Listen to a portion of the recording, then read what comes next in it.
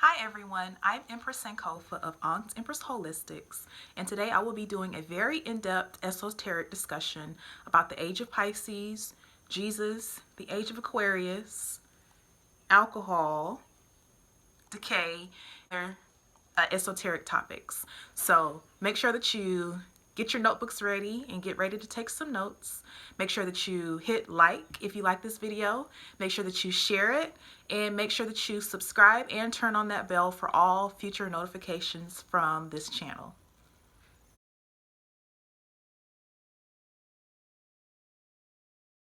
I'm gonna let you guys in on a secret.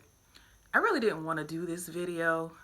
When I talk about certain things, people in both high and low places get a little bit upset with me.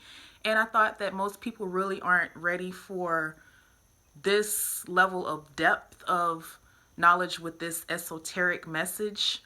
But then the real powers that be were just kind of like, who are you to determine who's ready for what? You just speak, and those that are ready for the message will hear it and they will understand.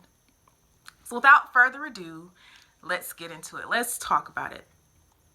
At the moment that we are born, we start the process of decaying. I know it sounds very morbid, and we're coming up on Samhain, or Halloween, as you may know, a day that we celebrate the dead, so to speak. But when we are born, we actually start to die. We start the process of dying and the process of decay. Literally, at the moment that you are born, you have the most life in you that you will have in this existence. Very similar to this hourglass. If you notice, right now it's full on this side. So this is like the moment that we're born. And as we progress through life, sand starts spilling onto the other side, and we start to die the moment we are born. So when we talk about Christianity and we talk about Jesus, which I'll get into more in depth about what Jesus represented, but Jesus was an agent of Pisces or Neptune, Poseidon, depending on which pantheon of gods you honor. So whether that's the Greek pantheon, in which case that would be Poseidon, and if you're on the Roman pantheon of gods, it's Neptune. So Jesus was an agent of the Age of Pisces, and he spoke about spiritual enlightenment by way of self-sacrifice for the good of humanity.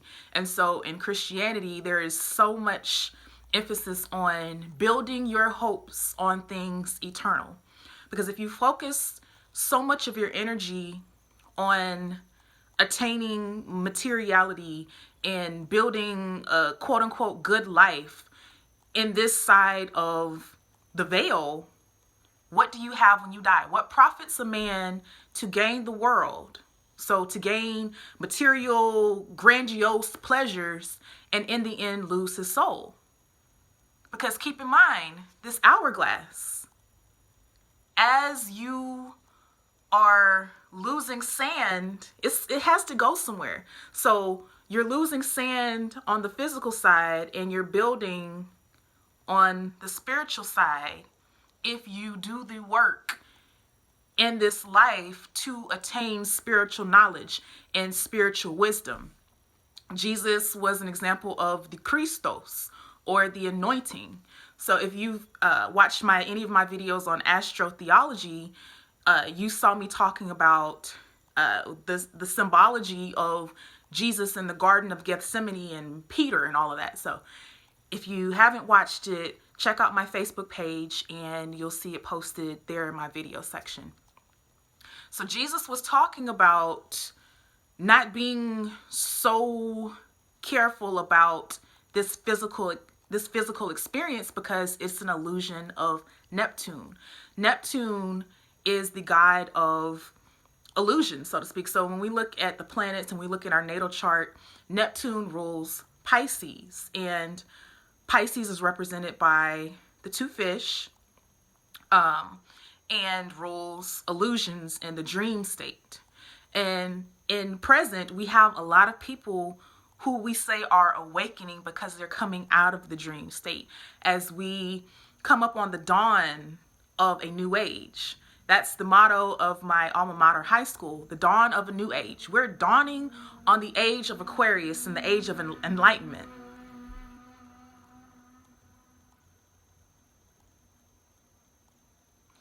As I was saying, we're dawning on the age of Aquarius, the age of enlightenment, when we come out of that dream state.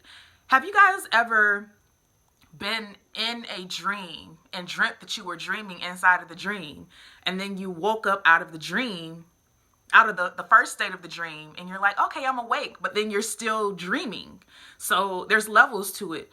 Some people have been in such a deep state of sleep that it's like a dream inside of a dream inside of a dream inside of a dream. So then they're waking up and they're like, I'm awake now. But then they realize, oh, I was still sleeping. And then they wake up again. It's like, oh, wait, I was still sleeping. Like, how deep does this go? Neptune is the god, or Poseidon is the god of the sea. So we're talking about the region of space that's the sea of the sky, represented by the two fish. Notice in the Bible, when Jesus is beginning to start his ministry, there is a lot of emphasis on fish and fishermen and the Sea of Galilee, and all these things dealing with water and the sea. And Jesus's first miracle was turning water into wine, or alcohol being the water of Neptune. So now I'm going to kind of switch gears a little bit and talk about the science of it. Many of you know that my background is in science, chemistry. So when we talk about like functional groups, our bodies are designed to process water, H2O. So you have an oxygen molecule, you have on one side a hydrogen, and you have on the other side of the oxygen molecule another hydrogen. So H2O. Alcohol is a totally different functional group. It's actually missing one of the hydrogens. So water is a polar covalent molecule. So polar meaning it has two different charges. So the oxygen charge is a negative charge up at the top, and then the two hydrogens on each side, or one hydrogen on each side of it, represent a positive charge. So you have negative on this side and you have positive down at the bottom of that molecule. And that's what our bodies are mostly made of. It's what our kidneys process. And when we consume alcohol, which is a totally different functional group, or, you know, wine, alcohol, or spirits as we call them, and we'll get into that also, but a little bit later. So alcohol is a different functional group. You have one oxygen and you have one hydrogen. So it's missing one of the hydrogens, right? And depending on how many carbons, so there's a lot of different types of alcohol, but depending on how many carbons are attached to that oxygen and that hydrogen tells you what type of alcohol it is. So the type of alcohol that we consume or drink is actually called ethanol, which means that it has two carbons, so CH3, CH2, and then the oxygen and the hydrogen. The oxygen and the hydrogen is what makes it an alcohol. This is the water of Neptune. Why do I say that alcohol or spirits is the water of Neptune? Because when we consume alcohol, it puts us in a chemically altered state of consciousness. And when whatever we perceive, whatever we hear, whatever we see, we're seeing through the eyes of whatever that spirit is.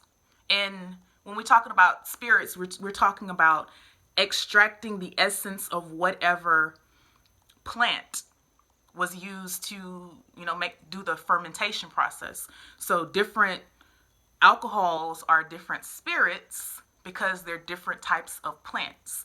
So when it comes to wine, we're talking about the fermenting of a grape. When it comes to, say, gin, we're talking about fermentation of juniper. When we're talking about different alcohols could be a potato, could be corn, different plants that are used to extract the essence or the spirit from that plant. So then it starts the decaying process. It starts to die. And the longer that it is dead, or the longer it has had to decay, the stronger it is as a spirit. So we're going to go back to this example of the hourglass. So when you're born, you're full of life, you're full of sand. And slowly it starts slipping away. So eventually, if I hold this in this position, eventually this side is going to be full and this side is going to be empty. And so at this point in time, when this is full, this is when we say that this person has died. So now they have, their spirit or their essence has ceased to live in this illusion of life and has gone to the other side, right? So the other side of the veil. And whatever they built on this side determines what they have on this side. And the longer the sand has been on this side and out of this side, the stronger that spirit is in this realm. Perhaps that's why when a loved one dies, they don't immediately become an ancestor. There is a period of time required for after they die for them to be able to become an ancestor, to be able to protect whomever they are supposed to be a spirit guide for. So the fermentation process, that's like, grape juice. Grape juice, like we've already squeezed the grapes and it tastes great, it's sweet and all of that, but it's not wine yet. It actually has to go through a process of fermentation to become wine. And any wine connoisseur is going to tell you the longer that wine has sat and fermented, the better it's going to taste.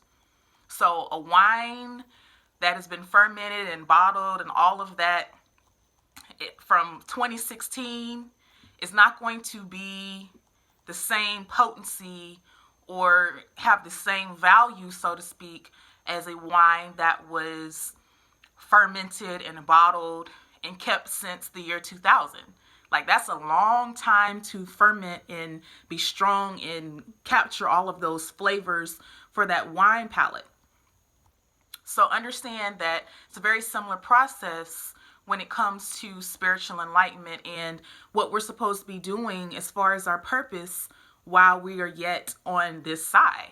Imagine having all the money in the world and being rich and being famous, but yet you've done nothing to build yourself spiritually. And then you die and you realize, wow, so when I thought I was living, that was the illusion. That was the illusion of Neptune, this life being born into this existence, because this whole existence is built on decay. Literally everything that we build, we start to see over time, it withers away and it dies. You build something, you build a house out of wood, and eventually the termites get it and it starts withering away to dust. You let things sit too long in a house untouched and there's dust. You can't get rid of dust because this side of the veil is the illusion. This is the illusion of life. We're really not living on this side. We are actively dying, and we're building a life, a spiritual life, as our spirit on the other side. How I personally define a soul versus a spirit. When I think of a soul, I think of the totality of who I am. Not who I am as Empress Sankofa right now in this incarnation, but who I have been in the whole existence of my existence as a being. Who I have been, who I am becoming, like human, non-human, extraterrestrial, a vapor, a plant, everything that I have been becomes my soul, or is my soul. And my soul has many spirits because I have existed many times in many different forms. And all of those spirits together, all those essences of me together, is me as the soul. The soul. So this is my ego. So that's why when we're talking about spiritual enlightenment, when you're working towards enlightenment of your soul, they say you have to go through the ego death, thinking that you are just the ego, the I, who you see when you look in the mirror. That's why they say the eyes are the windows to the soul. And if you had the opportunity to see who you have been in different lifetimes, if you were able to look into your eyes, you would probably recognize yourself. Those eyes look really familiar, because nobody's eyes are exactly the same, because eyes are the window to the soul. So I am a part of my soul, but my soul is much bigger than I can even comprehend with the language that I'm using to speak right now. So let me talk back about Jesus for a second. Jesus, so whether you want to believe that he is God, whether you want to believe that he is the Son of God, whether you want to believe that he was an archon, whether you want to believe that he was a demon or daemon meaning knowledge, whether you want to believe that he was a demigod, whatever you choose to believe that Jesus was or is, he in fact was one of the messengers of Neptune. He was a messenger of the age of Pisces. So that's why Jesus came through a virgin. If you look at the astrological zodiac wheel, Virgo and Pisces are on the same axis. So there are polarities of each other. Remember what I said? Water, polarity, two charges. Check out my last video. I talked about this in a little bit more depth about the video is called Positivity and the Patriarchy, Generations and Gender Fluidity. So check out that video, and I talk a little bit more in depth about polarities and charges and things like that, so you can get more of an understanding of what I'm saying. But on the zodiac wheel, there's 12 zodiac signs, and so they come in pairs. So Pisces and Virgo are a pair. So that's why Jesus, as a messenger of the age of Pisces, had to come through Mary, Virgo, the Virgin. It's all astrotheology. So Jesus was a messenger of the age of Pisces. He was a deity or spirit being or demiurge, demigod, whatever, under the god Poseidon or Neptune, because he was a messenger for that age and all things governed by that age. So within the age of Pisces, there were a lot of illusions that people were under. Many people ascribe to different religious ideologies and theologies, and it just depends on where you chose to be born, what parents you chose to be born to, what culture you decided to be born into, as to what route you took in the age of Pisces to attain spiritual enlightenment. So some people will say that God is God and is just known by many different names. So many people have different ways of getting to spiritual enlightenment. So in this age of Pisces, many people ascribe to the ideology, if I obey, if I serve, if I worship, insert the name of such and such God, and if I love myself and I love my neighbor, this God is going to make everything okay. I might go through trials and tribulations in my life, But this God is going to make sure that my life turns out according to his will or his divine plan that he has orchestrated for my life. And now that we are coming out of that age, and now that we are in the dawn of the age of Aquarius, those of us who are messengers of this new age are just like, okay, people, wake up. Wake up. You have to see the deeper meaning, the deeper metaphysical and esoteric meaning behind what Jesus was saying. Jesus at no point ever said, worship me. Buddha did not say, worship me. If you actually listen to what many of these divine messengers of the age of Pisces were saying, they were saying, I am only a messenger for God. Don't worship me. Listen to what I'm saying. Perceive my words. Jesus himself said, I have to speak in parables because y'all are not understanding these deeper spiritual concepts. I'm just giving you nuggets. I'm having to explain it in stories. And you have people that pay these corrupt preachers. And let me say this, many of these preachers, they know that they are being deceptive. They know the real message behind the message. But because religion is such an effective means of control, they're not going to tell the congregation that you don't have to follow these rites and these rituals. You have to, like, if you want true spiritual enlightenment, you have to delve deeper into the hidden or the more esoteric knowledge behind the parable. Not just, oh, well, Jesus said the parable of this or that. No. Go deeper. What was he really trying to articulate? He said that the kingdom of heaven is within you. Jesus basically, his way of conveying how to get to spiritual enlightenment was, he as the Christ or the Christos going through that Kundalini awakening to find balance and find the divine, because Pisces is represented by two fish. So we're talking about balance here.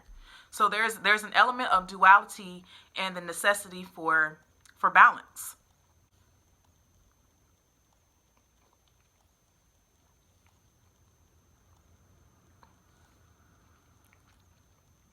A few months back,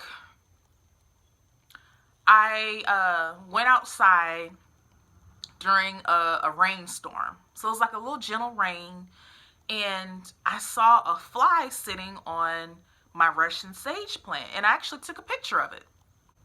And my first instinct was to move this fly off my plant. Like, how dare you sit on my sage? But then the spirit me saw a deeper meaning to that. There were no other flies with him or her. That single solitary fly was sitting on my Russian sage in a rainstorm, just like in deep contemplation. And I had the realization that we are all beings are seeking spiritual enlightenment in some type of way. And different people, different species, different beings go about that spiritual enlightenment in different ways. That fly isolated itself, sitting on a sage plant, letting me know that it wasn't wanting to be a fly its next time around. It could be, could have been out there with this little fly buddies flying on poop and stuff. But no, it was sitting on a sage plant by itself in the rain, like looking like it was contemplating life, trying to figure life out. Like, I need to be cleansed. I don't want to fly on mess anymore. And it's funny that I say this, and now people are talking about this famous fly Sean that was on the vice president's head during one of the debates. And around this time, I was also seeing like a lot of flies, and I was like, what is this? And the old religious me was just like, oh, that's Beelzebub. That's the devil. But then I was like, nope, transcend that. This is a messenger of some type. what is this fly trying to tell me? Or what are these flies trying to tell me? There's a message in this. The message was about decay and how everything that we see with our physical eyes is in the process of dying. Sounds so morbid, but it's true. We and everything that we see is in an active state of decay. Nothing and no one came in this existence to remain how they are. So then what are we going to do with the time that we have here? Are we going to spend all of our time worried about where our next meal is coming from? Jesus said, look at this sparrow. No, seriously, look at the sparrow over there. Is that sparrow worried about where its next meal is coming from? No. That sparrow knows that its Heavenly Father, or as I like to say, Heavenly Father, Heavenly Mother, the Divine Mother and the Divine Father, is going to provide those needs. So why worry about what hasn't come yet? Your daily bread. Not worry. Be concerned with today. Like, stop worrying about tomorrow. Know that whatever comes tomorrow is going to be provided for. It's going to be okay in some form or fashion. So now I'm going to talk a little bit about the Age of Aquarius. So the age that I talked about, the Age of Pisces and where we're coming from. Now I'm going to talk about the Age of Aquarius and where we're headed. When you think about Aquarius, the zodiac sign, think about any Aquarius that you know. What's the first thing that comes to mind? And I'm speaking as Aquarius rising and a Venus in Aquarius. People think that we're a little weird. Yeah, when you think of Aquarius, you think there's something just very weird about them, something slightly unhuman, something slightly extraterrestrial. For me, it's, Venus in my first house, Venus and Aquarius in my first house. So with me, that's like with how I give and receive love. Like, I'm not with like these old traditional structures of what romance is supposed to look like. I'm very Aquarian with, how I love. It's just like, oh, free. Let's be free with love, Let's be detached. Let's be free. Let's be open. You know what? Yeah, you do you. You define how you want to love. You define what marriage is for you. And the next person, let them do that for them. So, these are very Aquarian type things. Once again, I'm referencing my last video when I talked about gender fluidity and the genders and the generations and things like that. But we're moving into a space or an age.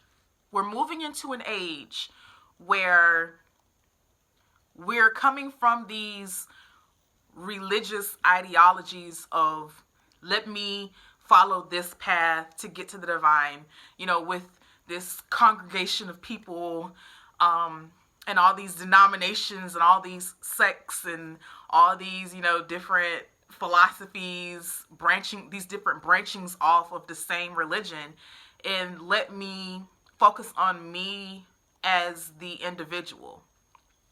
Aquarius and Leo are polarities of each other. So Leo is very flashy in a way. It's like they want to be seen, but they want to be seen in a glamorous type light. Like, I gotta look good, Aquarius is like Leo in the fact that it wants to be seen, but Aquarius wants to be seen as different. Aquarius does not want to be like everyone else. So that's one of the reasons why religion is not going to look like contemporary religion in the Age of Aquarius. Because I don't want to be in a congregation with people that think exactly the way that I think. Because if I'm in a congregation of people that think exactly how I think, then I'm not unique anymore. I'm not an individual anymore. I can't do this. I want to be different. I want to be seen as different. I want to be seen as quirky. Like I want you to look at me and think that I'm just a little weird. I'm okay with that. I want you to think I'm weird. I am weird. I think you should be weird too. That is part of the basis for the Age of Aquarius, is the rise of the weirdos, the unconventional, the different, the misfits. And the deeper that we get into this age, you're going to start to see these religions just unraveling. They're unraveling. Every age serves a purpose. The Age of Pisces served a purpose. We were all living in a dream. Like, oh yes, glory. Yeah, if I praise this God and I do everything that he says that I should do, if I pray a certain number of times a day, if I lay on my face, everything is going to be okay. Age of Aquarius says, no, let's dig deeper and let's get into the knowledge. Let's get into the deeper metaphysical and esoteric knowledge of the meaning behind that parable. Aquarius is also known for being very smart. Have you ever had a conversation with an Aquarius? Like, seriously. Like, I feel like I'm just like on a high. I don't even have to smoke.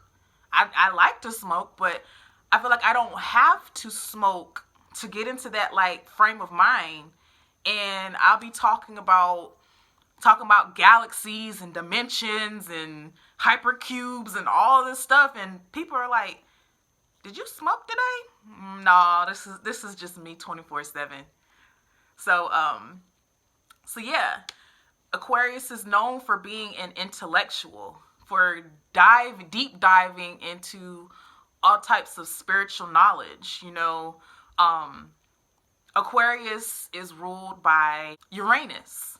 So in the past, it was originally ruled by Saturn before they discovered Uranus. But now that we have discovered Uranus, we know that Aquarius is ruled by Uranus. Uranus is like the only planet in our solar system that actually spins sideways. So like the other planets that have rings on them, like Saturn, Jupiter has like a very thin ring to it. They spin and their rings are on the side. Uranus is like, I'm so unconventional and I'm so different. I'm going to spin sideways.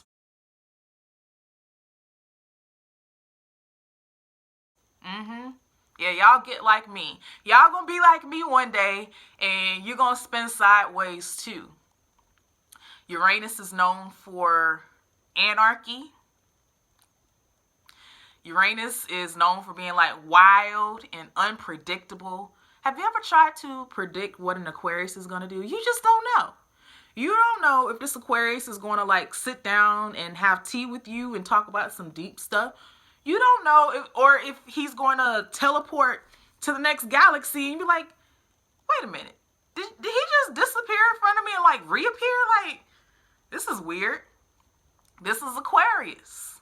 And imagine what this age is going to be like. This is why AI, or artificial intelligence, is being promoted, because artificial intelligence is the lower octave of what we're actually capable of as divine beings, or as spiritual beings that recognize we're spiritual beings having an earthly experience. I'm not just a human.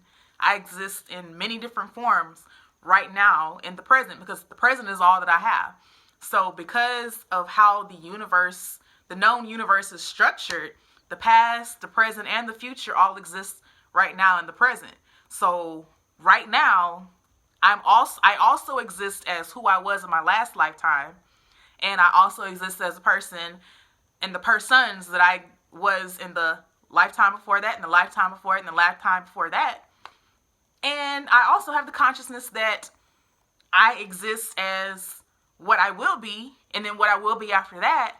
And then to the point when I get back to just I am. I just being. Like, now I'm a vapor. Now I'm with the ethers of space. Like, I'm not even in a carbon matter physical form. I'm formless. I'm a formless being. I'm back to being a formless being. I just am. I'm the darkness holding up the planets. Yes, I am a planet. That consciousness of, getting back to that state. So when we go deeper into this age, there's going to be a falling away, like how the Bible talks about there being a falling away of the faith. And people saying like, oh, it's the Antichrist. And no, research these words.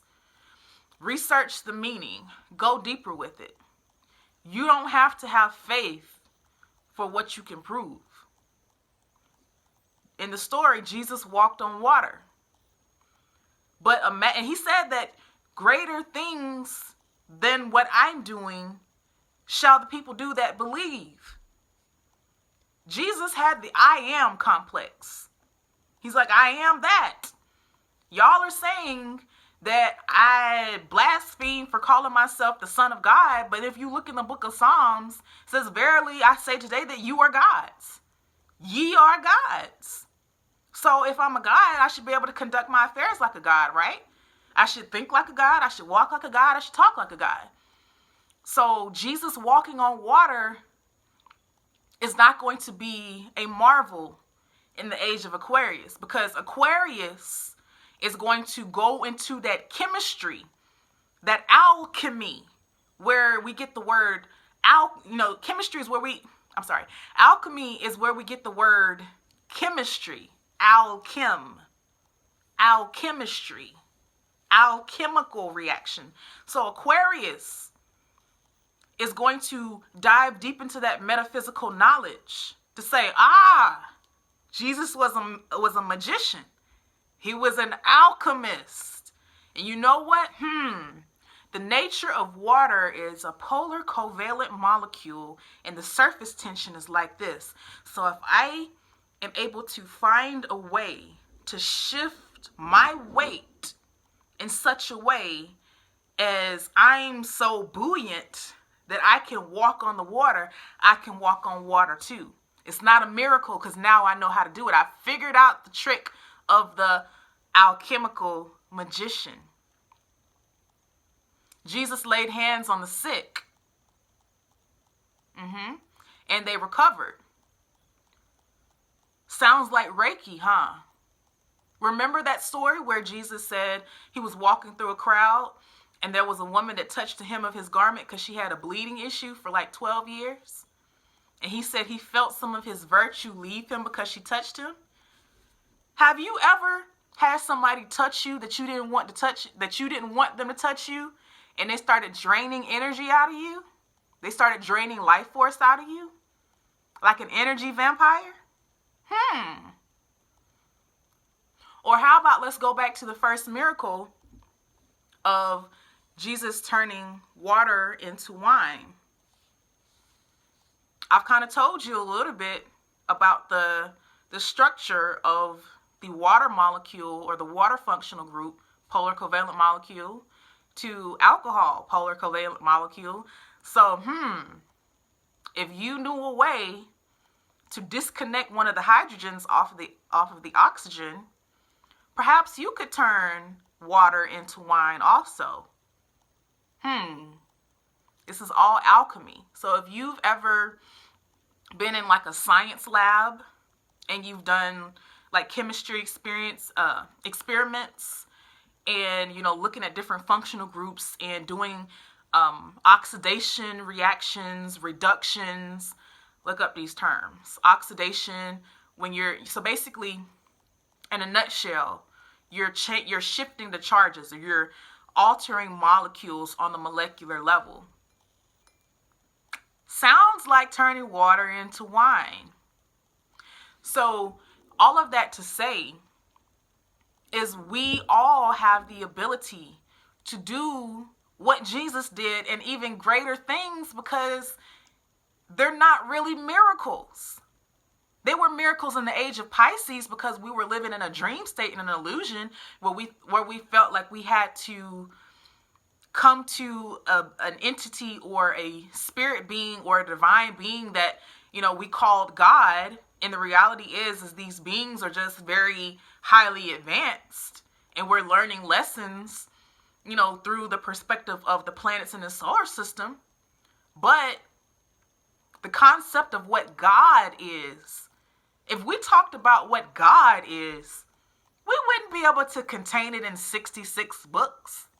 We wouldn't be able to contain it in 81 books. We would not be able to simply just talk about it with the English language or any language known to man. The concept of what God is so much deeper than that. So much more profound. But when we get into this age, when we get into the age of Aquarius real good, and we start to let go of those Pisces dreams, the illusion, then we step into our godhood. We step into the future. The astrological ages go in the opposite direction of the zodiac. So that's why we're going from Pisces back to Aquarius instead of Aquarius to Pisces. But we're supposed to use that knowledge and use those lessons that we acquired in Pisces. I'm not saying throw religion away. Well, yeah, I am saying throw religion away, but keep the concepts.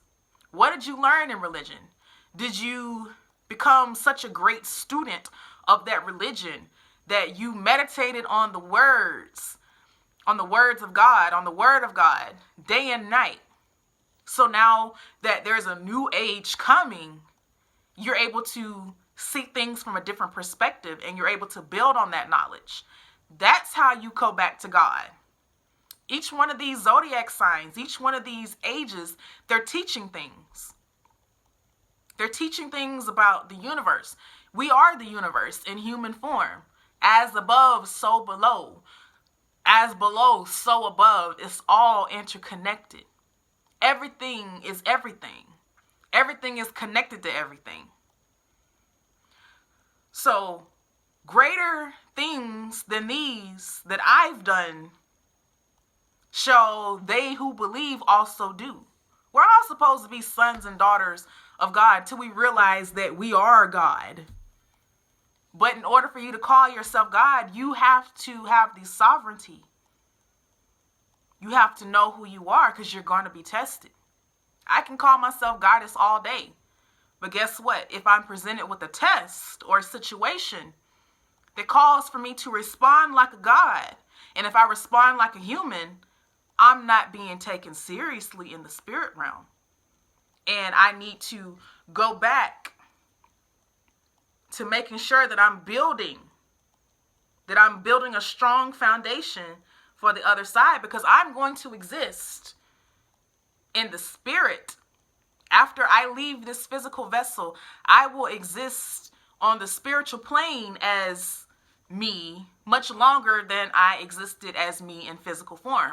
So it's important that I spend more time building for that. Yes, I'm balanced. So I'm building on both sides. That's the balance. Build on both sides. The Pisces fish. Gotta be earthly. Can't be so heavenly minded that you're no earthly good. So I have to be earthly minded and also heavenly minded. Building on both sides of the veil. Build on both sides of the veil. Don't gain the world and lose your soul. But also, don't be so focused on what's to come that you neglect what's going on right now. Greater things shall they do than me that believe. If you don't believe that you can do it, you're not going to do it. If you don't believe that you can become a magician, that you can alter physics, If you don't believe that you can alter the laws of physics, if you don't believe that you can do these things with your mind, watch The Matrix. When they got unplugged from the illusion, they couldn't go back to sleep. And I remember, being in the church many years ago and hearing all these cliche things that people like to say. And they say like, oh, you better not get into the occult, because once you in the occult, you can just go deeper and deeper into it and you can't come out. And it has nothing to do with demons. Like, the church just loves to talk about demons all the time. And they love to, considering how scared they are of demons, they love to talk about demons and the devil every Sunday. Every Sunday, every Wednesday. Oh, that old devil, he thought he had me.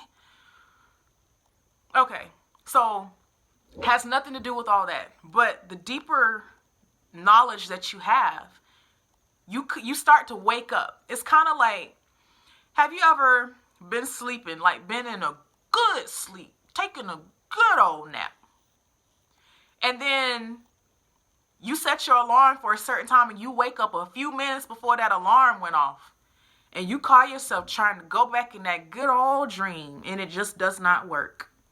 Once you've been exposed to truth, once you've been exposed to a deeper level of truth that causes you to wake up out of your slumber, you're not going to go back to sleep, because you're not going to see the world the same anymore. You're not going to see the illusion the same anymore. It's going to be one of those things where you just awake now. You might as well get up out of bed and wash your face and brush your teeth, because you're not going back to sleep. That illusion is gone. And that right there explains why a lot of people try to stay in religion. They try to keep going to temple. They try to keep going to church. They try to keep going to synagogue, wherever, because they don't want to have to wake up out of the illusion. Keep in mind what I said earlier. In the illusions of the Age of Pisces, we believed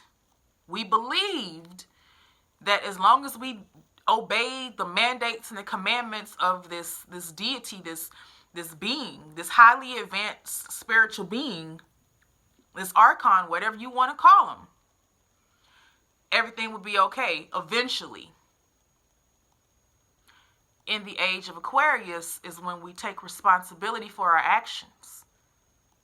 The devil made me do it. But who's the devil, may I ask? I'm the devil. And I'm God.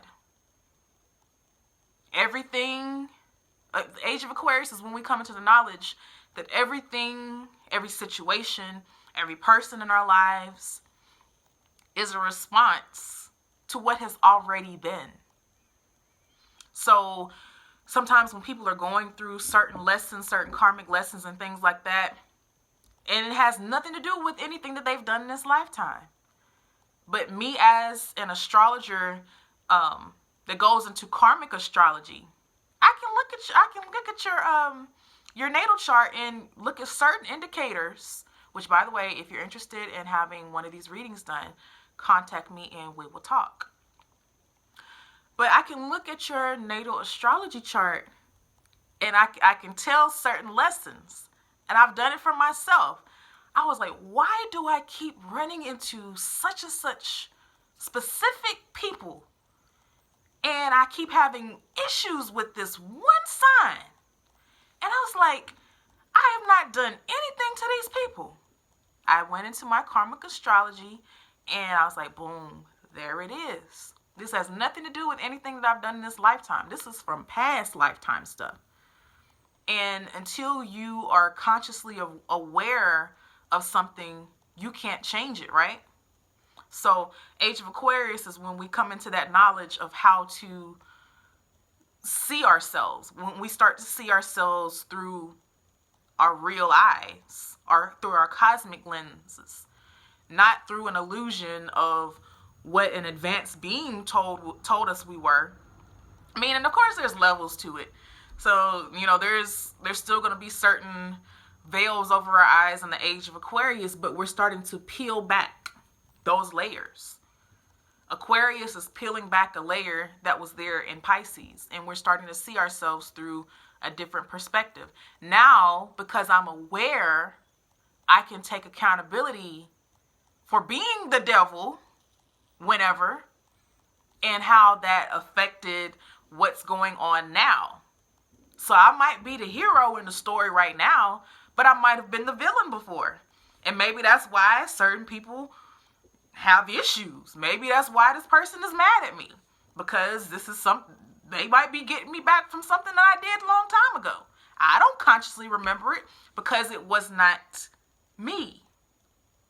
It was an experience connected to my soul. The entirety of who I am as a being, as an energy, but not this particular version of me, not this spirit of me, not this essence of me. But now we're starting to see more of ourselves, and we're starting to get into more of our abilities. Telepathy. We don't need the cell phone. If you could communicate with someone through mental waves, think about it. You think about somebody long enough, they're going to call you, or you're going to cross paths with them, because if you're thinking about them, they're probably thinking about you. Ring, ring, ring. Oh, this is them calling. Teleportation. Bilocation. Being present in multiple places at the same time. Holographs. We really don't need this technology like they try to say that we do. Like I said, artificial intelligence, AI, is actually the lower octave of what we're actually capable of as ascended beings. Okay, let's go back to God. Do you think God needs artificial intelligence on a cell phone? Do you think God needs 5G? Think about it. Do you think God needs 5G? If he can be everywhere at once, if he's omnipresent, if he can speak through his spirit to the minds and the hearts of his children, do you think he needs 5G? So then why, if we're gods, like Psalm says, if we are gods also, why do we need it? I'm just using that as one example of so many things that we are capable of that we don't give ourselves credit for. We have to come back into our God nature. And a lot of people don't want to have to take accountability, because if you recognize that you are God, you recognize that you're also the devil, and you have to take accountability for your actions. Devil didn't make you do it. God didn't make you do it. God's not going to sweep up your mess. You got to sweep up your mess. You have to learn from that experience, and it's not to punish anyone. It's not to harm or destroy anyone, because energy cannot be created or destroyed. It just changes form. So we never actually die. We lose this physical vessel because this is an illusion of Neptune. This is an illusion. We are actively decaying. We are actively dying. I am dying as I'm speaking. I'm dying in physical form, but guess what? I'm also building spiritual essence. So the longer that I ferment, the more powerful I'm going to be in spirit. Just like my wine here. So I hope this message has been enlightening for you. I'm just channeling and talking as I go, giving the message to the people. Time to shift perspective. Time to yawn and wake up out of that illusion. Age of Pisces served its benefit. It did its job, but now we are in a different time and a different age, and we must act accordingly. So thank you so much for watching. If you like this video, please like, share, and subscribe. And feel free to check out any other videos on my channel, and I hope that you find something beneficial in each one of them also. So until next time, I will see you guys later.